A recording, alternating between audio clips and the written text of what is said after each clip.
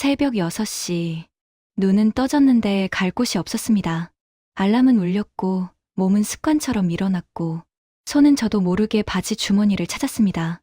늘 주머니 속에 있던 것, 사원증.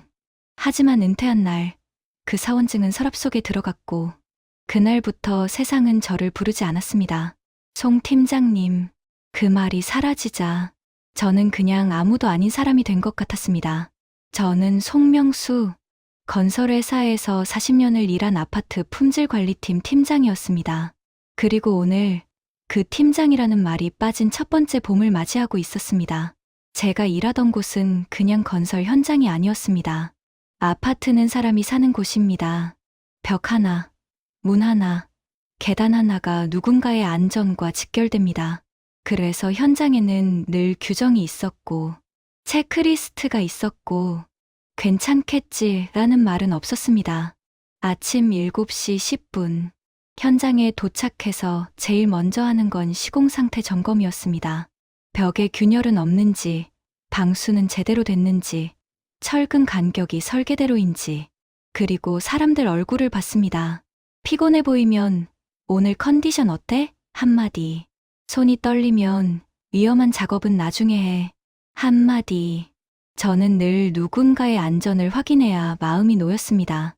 40년 동안 제가 지은 아파트에 수많은 가족이 살고 있습니다. 그 사실이 제게는 자부심이었습니다. 하지만 솔직히 말하면 그때의 저는 가족과 있어도 머리는 현장에 남아 있었던 사람입니다.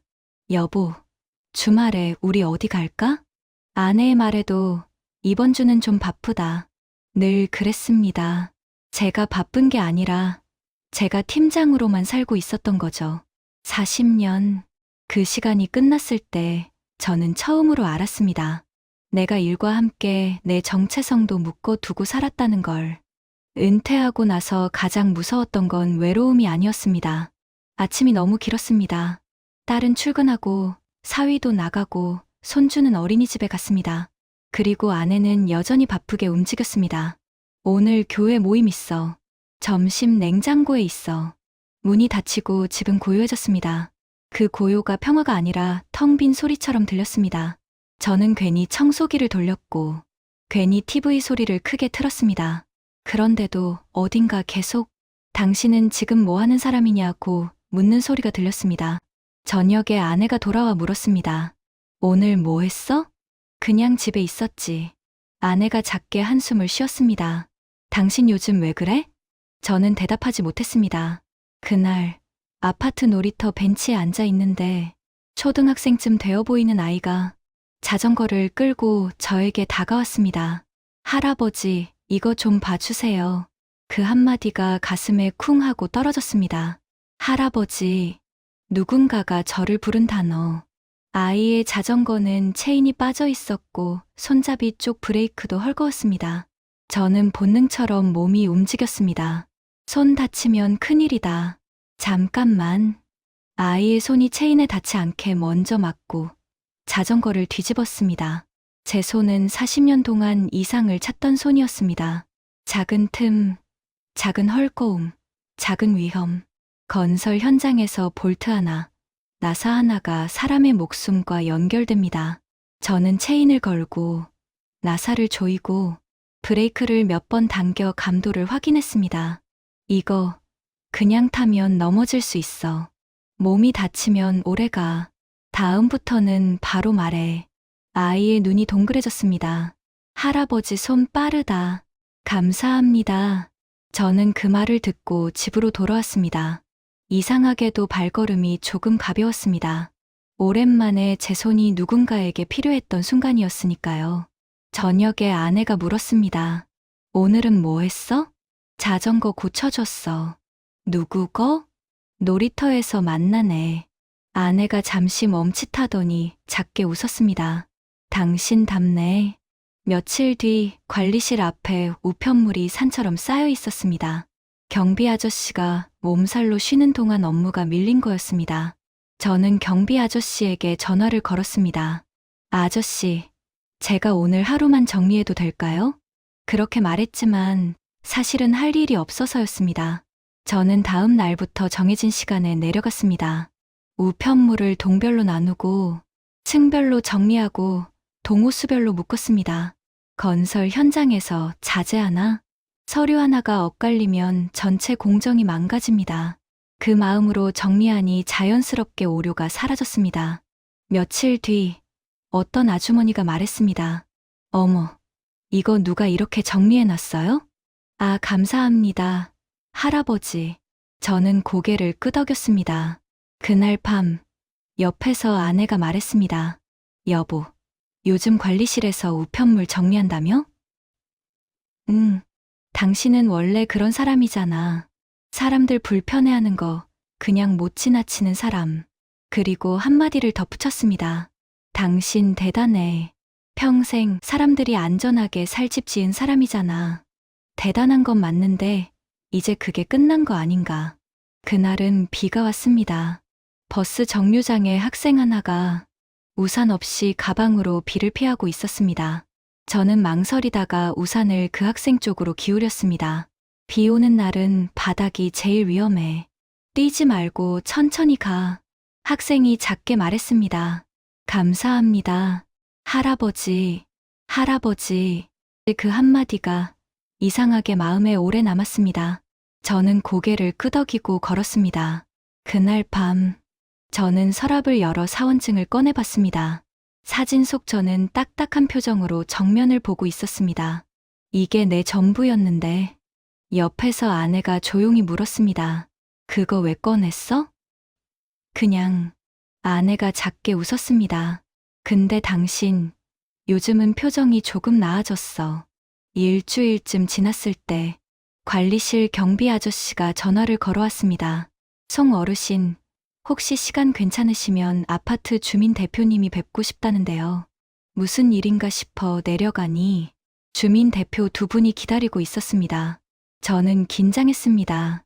혹시 우편물 정리하다가 뭘 잘못했나? 하지만 주민 대표가 웃으며 말했습니다. 송 선생님, 선생님이 정리해 놓으신 우편물 시스템이요. 다른 동에서도 문의가 들어왔어요. 저는 멍하니 그 말을 들었습니다. 그리고 저희 아파트가 지은 지 25년이 넘어서 안전진단을 받아야 하는데요. 혹시 선생님께서 자문 좀 해주실 수 있으세요? 자문이요? 네. 건설회사에서 평생 아파트 품질 관리하셨다고 들었거든요. 어디서부터 점검해야 할지, 어떤 부분이 위험한지 전문가 의견이 필요해서요. 그 순간 가슴이 뜨거워졌습니다. 제가 40년 동안 해온 일이 그냥 사라진 게 아니라 여기 제가 사는 이 아파트에서 아직도 필요한 거였습니다. 저는 떨리는 목소리로 물었습니다.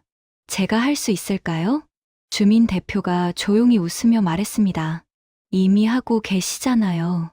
자전거 고쳐주시고, 우편물 정리하시고, 비 오는 날 학생들 챙기시고.